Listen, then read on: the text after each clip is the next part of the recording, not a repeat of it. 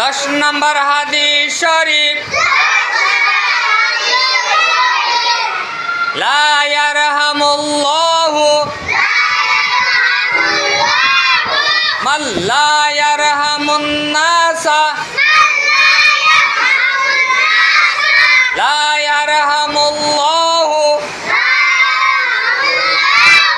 মান লা ইয়ারহামুন নাসা লা ইয়ারহামুল্লাহু মান লা ইয়ারহামুন নাসা।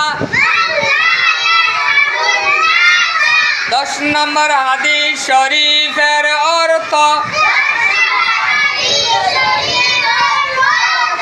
আল্লাহ তাআলা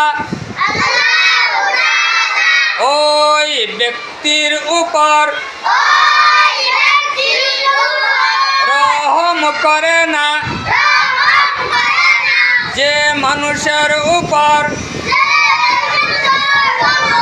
রহম করে না